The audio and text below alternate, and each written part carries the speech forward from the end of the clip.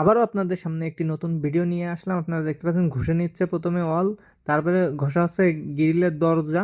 আপনারা দেখতে পাচ্ছেন এরপরে আমরা সাদা রং টানবো। সাদা রং প্রথমে আমরা সিলার টেনে নিয়েছিলাম এবং আমরা সিলিংয়ে যে ডিস্টেম্বার সাদা সেটি টানতেছি আপনারা দেখতে পাচ্ছেন, এবং ওয়ালে যেসব জায়গা ভাঙাচোরা ছিল সেই সব জায়গায় পুটিং দিয়ে নিয়েছিলাম। তারপরে সেই আকর্ষণীয় বর্ডার, সেই বর্ডারটি টানলাম। এর রংটির নাম হলো ডিপ অরেঞ্জ। খুব সুন্দর সাদার সঙ্গে ডিপ অরেঞ্জটি ফুটেছে, এবং ওয়ালে টানলাম আমরা গার্ডেন গ্রিন। এটিও খুব সুন্দর বর্ডারের সাথে মিলে গিয়েছিল।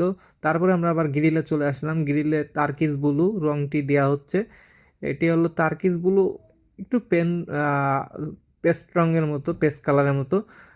এবার আমরা সেই ছাদের যে কার্নিশ সেখানে দিচ্ছি দেখতে পাচ্ছেন, এবং হলো জানলার যে কার্নিশ সেখানে দিচ্ছি। এটা হলো রয়্যাল ব্লু প্লাস্টিক পেইন্ট, এটা দিচ্ছি। অনেক সৌন্দর্য ফুটিয়ে তোলে এই রংটি, এর জন্য এটা দেওয়া হচ্ছে। লাস্ট ফিনিশিং যেটা কালো সেটা দিয়ে শেষ করলাম আমরা কাজটি, এবং আপনারা দেখতে পাচ্ছেন সর্বশেষ লাস্টের যে ফুটেজটি, এটি হলো বাড়ির মূল রঙের কাজ শেষ করার পরে ভিডিওটি নিয়ে দেখুন। এবার আমরা ভিতরে ঢুকে যাচ্ছি আস্তে আস্তে গুটি গুটি পায়ে।